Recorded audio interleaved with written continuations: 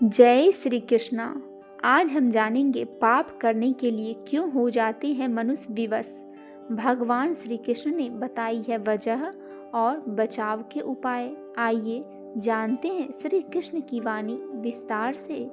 महाभारत के युद्ध में भगवान श्री कृष्ण अर्जुन के सारथी बने और अर्जुन को गीता का उपदेश दिया। यह उपदेश उस दौरान प्रासंगिक था, उतना आज भी है, क्योंकि आज के समय में मनुष्य का जीवन ही एक युद्ध बनता जा रहा है। ऐसे में आप यहाँ आज जानेंगे कि उन परिस्थितियों के कारण मनुष्य पाप के भागीदारी बनता है और इससे किस प्रकार बचा जा सकता है। अर्जुन भगवान श्री कृष्ण से यह प्रश्न पूछते हैं कि मनुष्य न चाहते हुए भी बुरे कर्म क्यों करता है, जिसके उत्तर में भगवान श्री कृष्ण कहते हैं कि मनुष्य की वासना और निहित स्वार्थ के चलते ही वह पाप करने के लिए विवश हो जाता है। पाप करने की सबसे बड़ी वजह मनुष्य की काम भावना, किसी चीज को पाने की इच्छा है, क्योंकि काम वासना से क्रोध उत्पन्न होता है और क्रोध से भ्रम पैदा होता है, जिससे सबसे पहले बुद्धि नष्ट हो जाती है और यही मनुष्य को विनाश का कारण बनाती है। मनुष्य का सबसे बड़ा दुश्मन भगवान श्री कृष्ण आगे कहते हैं कि जिस प्रकार धुआं अग्नि को ढक देता है, ठीक उसी तरह काम, मोह और वासना भी मनुष्य के ज्ञान को ढक देती है। इन्हीं कारणों के चलते मनुष्य पाप करने के लिए विवश हो जाते हैं। भगवान श्री कृष्ण पाप से बचने के कुछ उपाय भी गीता में बताते हैं, जिसके अनुसार मनुष्य को आसक्ति या विरक्ति के प्रभाव के अधीन नहीं होनी चाहिए। जब किसी व्यक्ति से आसक्ति और विरक्ति का अभाव होता है तो उस जीवन को ही उत्तम माना जाता है। भगवत गीता में भगवान श्री कृष्ण ने न केवल ज्ञान की बातें बताई है, बल्कि जीवन जीने की कलाओं के बारे में भी बताया है। भगवान श्री कृष्ण ने अर्जुन को जो गीता का उपदेश दिया है, वह हर मनुष्य के लिए प्रेरणा स्रोत साबित हो सकता है। गीता में भगवान श्री कृष्ण अर्जुन को उपदेश देते हैं कि जो भी मनुष्य भगवत गीता की 18 बातों को अपनाकर अपने जीवन में उतारता है, वह सभी दुखों से, वासनाओं से, क्रोध से, ईर्ष्या से, लोभ से, मोह से, लालच आदि से बंधनों से मुक्त हो जाता है। आइए सुनते हैं भगवत गीता की 18 वह ज्ञान की बातें। आनंद मनुष्य के भीतर ही निवास करता है, परंतु मनुष्य उसे स्त्री में, घर में और बाहरी सुखों में खोज रहा है। श्री कृष्ण कहते हैं कि भगवान उपासना केवल शरीर से नहीं बल्कि मन से करनी चाहिए। भगवान की वंदना उन्हें प्रेम बंधन से बांधता है। मनुष्य की वासना ही उसके पूर्ण जन्म का कारण होती है। इंद्रियों के अधीन होने से मनुष्य के जीवन में विकार और परेशानियां आती है। संयम यानी धैर्य, सदाचार, स्नेह और सेवा जैसे गुण सत्संग के बिना नहीं आते। श्री कृष्ण कहते हैं कि मनुष्य को वस्त्र बदलने की आवश्यकता नहीं है, आवश्यकता हृदय परिवर्तन की है। जवानी में जिसने ज़्यादा पाप किए हैं उसे बुढ़ापे में नींद नहीं आती। भगवान ने जिसे संपत्ति दी है उसे गाय अवश्य रखनी चाहिए। जुआ, मदिरापान, परिस्त्रीगमन, अनैतिक संबंध, हिंसा, असत्य, मंद, अशक्ति और निर्दयता, इन सबों में कलयुग की वास है। अधिकारी शिष्य को सद्गुरु, अच्छा गुरु अवश्य मिलता है। श्री कृष्ण कहते हैं कि मनुष्य को अपने मन को बार बार समझाना चाहिए। भगवान ने जिसे संपत्ति दी है उसे गाय अवश्य रखनी चाहिए। जुआ, मदिरापान, पर स्त्रीगमन, अनैतिक संबंध, हिंसा, असत्य, मद, आसक्ति और निर्दयता, इन सब में कलयुग का वास है। अधिकारी शिष्य को सद्गुरु, अच्छा गुरु अवश्य मिलता है। श्री कृष्ण कहते हैं कि मनुष्य को अपने मन को बार बार समझाना चाहिए कि ईश्वर के सिवाय उसका कोई नहीं है। साथ ही यह विचार करना चाहिए कि उसका अच्छा कोई नहीं सोचता, साथ ही वह किसी का नहीं है। भोग में क्षणिक क्षण भर के लिए सुख है, साथ ही त्याग में अस्थायी आनंद है। श्री कृष्ण कहते हैं कि सत्संग ईश्वर की कृपा से मिलता है, परंतु कुसंगति में पड़ना मनुष्य के अपने हाथों में है। लोभ और ममता, किसी से अधिक लगाव, पाप के माता पिता है, साथ ही लोभ पाप के बाप है। श्री कृष्ण कहते हैं कि स्त्री का धर्म है कि रोज तुलसी और पार्वती का पूजन करे। मनुष्य को अपने मन और बुद्धि पर विश्वास नहीं करना चाहिए, क्योंकि ये बार बार मनुष्य को दाग देते हैं। खुद को निर्दोष मानना बहुत बड़ा दोष है। यदि पति पत्नी को पवित्र जीवन बिताएं तो भगवान पुत्र के रूप में उनके घर आने की इच्छा रखते हैं। भगवान इन सभी कसौटियों पर कसकर जांच परख कर ही मनुष्य को अपनाते हैं। अर्जुन ने भगवान श्री कृष्ण से पूछा कि मनुष्य न चाहते हुए भी कौन सी शक्ति से प्रेरित होकर गलत काम या पाप कर बैठते हैं। भगवान श्री कृष्ण ने उत्तर दिया, पाप होने का कारण कामना है। भोग भोगने की कामना, पदार्थ के संग्रह की कामना, रुपया, मान, बड़ाई, निरोगता, आराम आदि की चाहना ही संपूर्ण पापों और दुखों का जड़ है। श्री कृष्ण कहते हैं, काम, क्रोध तथा लोभ ये 3 प्रकार के नरक के द्वारा आत्मा का नाश करने वाला और मनुष्य को अधोगति में ले जाने वाला है। इसीलिए इन तीनों को त्याग देना चाहिए। तुलसीदास जी कहते हैं, काम, क्रोध, मद, लोभ ये सभी नरक में ले जाने वाले रास्ते हैं। इसीलिए इन सभी को त्याग करके श्री राम जी जिनका संत जन भजन करते हैं उनसे ही प्रेम करो, उनका ही भजन करो। स्त्री, पुत्र आदि भोगों की कामना का नाम काम है। इसी कामना के वश को होकर मनुष्य चोरी, व्यभिचारी आदि पाप करते हैं। मन के विपरीत होने पर जो उत्तेजना उत्पन्न होती है उसे क्रोध कहते हैं। क्रोध वश भी मनुष्य हिंसा आदि पाप करते हैं। धन आदि की बहुत अधिक लालसा को लोभ कहते हैं। लोभ केवल धन का ही नहीं होता, वरन संग्रह की आदत भी लोभ का परिणाम है। इसके कारण मनुष्य झूठ, कपट, चोरी, विश्वासघात आदि पाप करता है। इसीलिए इन 3 दोषों को आत्मा का नाश करने वाला या पाप का बाप कहा गया है।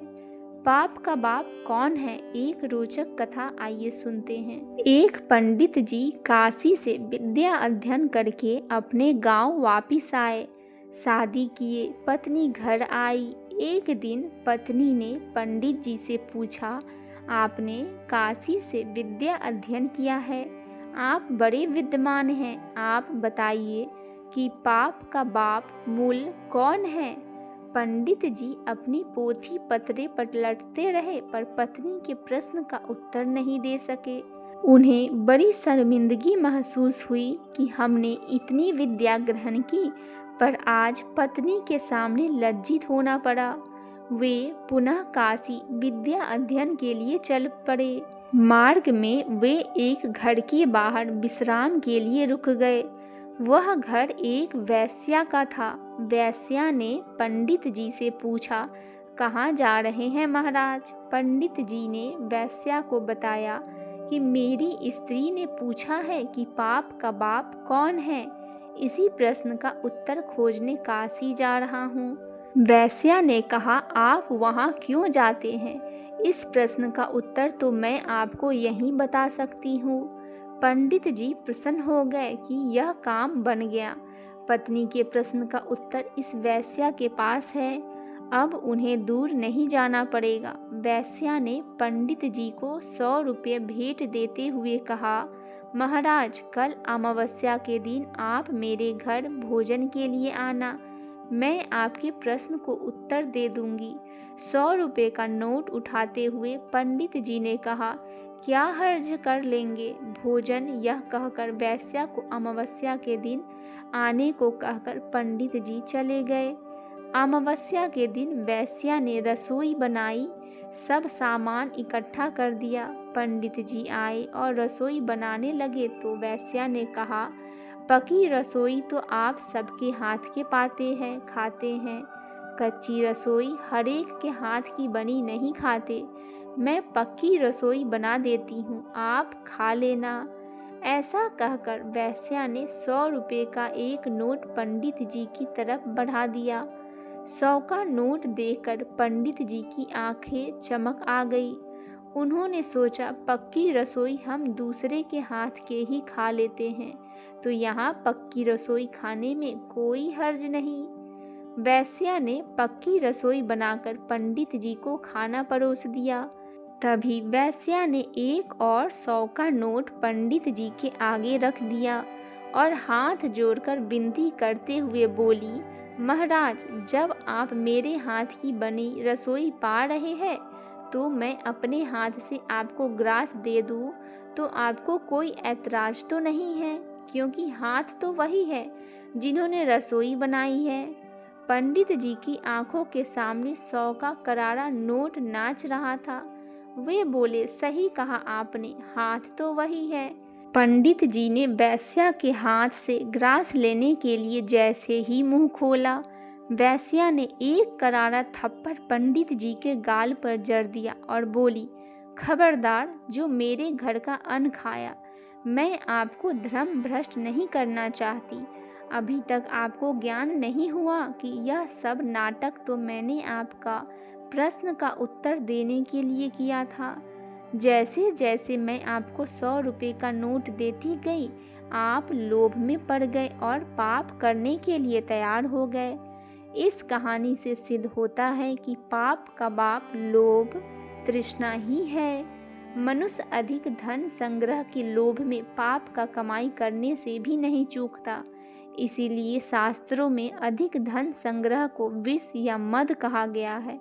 कनक कनकते 100 गुनी, मादकता अधिकाए, या खाए बौराए जग, वा पाए बौराए। पहले कनक का अर्थ धतूरा है, जिसे खाने से बुद्धि भ्रमित होती है, किंतु दूसरे कनक का अर्थ सोना, धन है, जिसे देखने से ही बुद्धि भ्रमित हो जाती है। कामना या तृष्णा का कोई अंत नहीं। तृष्णा कभी जीर्ण बूढ़ी नहीं होती, हम ही जीर्ण हो जाते हैं, बूढ़े हो जाते हैं। पाप से बचने का रास्ता।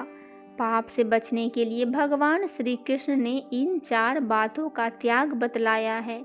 जो प्राप्त नहीं है उसकी कामना, जो प्राप्त है उसकी ममता, निर्वाह की चिंता और मैं ऐसी हूँ यानी अहंकार। इन 4 बातों का त्याग कर मनुष्य पाप से दूर रहकर सच्ची शांति प्राप्त कर सकता है। कबीर मनाऊं एक है, भावे जहाँ लगाए, भावे हरि को भागती कर भाव विषय कमाए। आइए अब सुनते हैं श्रीमद् भगवत गीता की कुछ ज्ञानवर्धक बातें। वेदों का तत्व ज्ञान है, उपनिषदों का सार है गीता। भगवान श्री कृष्ण ने कुरुक्षेत्र के मैदान में महाभारत युद्ध के दौरान अर्जुन को जो ज्ञान दिया था वह गीता के नाम से प्रसिद्ध हुआ। गीता में जीवन की हर समस्याओं का समाधान है। गीता में हर तरह का ज्ञान है। आइए सुनते हैं श्री कृष्ण द्वारा कही गई ज्ञानवर्धक बातें गीता में। ना कोई मरता है और ना ही कोई मारता है, सभी निमित्त मात्र है। सभी प्राणी जन्म लेने से पहले बिना शरीर के थे, मरने के उपरांत वे बिना शरीर वाले हो जाएंगे। यह तो बीच में ही शरीर वाले देखे जाते हैं, फिर इनका शोक क्यों करते हो? आत्मा को ना शस्त्र काट सकते हैं और ना आग और ना उसे जला सकती है, न पानी उसे भिगा सकता है, न हवा उसे सुखा सकती है। हे अर्जुन, तू शोक ना कर। योग्य मनुष्य के लिए शोक करता है और पंडितों के वचनों को कहता है, परंतु जिसके प्राण चले गए हैं उनके लिए और जिनके प्राण नहीं गए उनके लिए भी पंडित जन शोक नहीं करते। एक न एक दिन सभी मारे जाएंगे। कोई आज मर रहा है तो कोई कल मरेगा। यह मृत्यु लोक है और मृत्यु ही सबसे बड़ा रोग है। मृत्यु को छोड़कर अमृत के बारे में सोचो।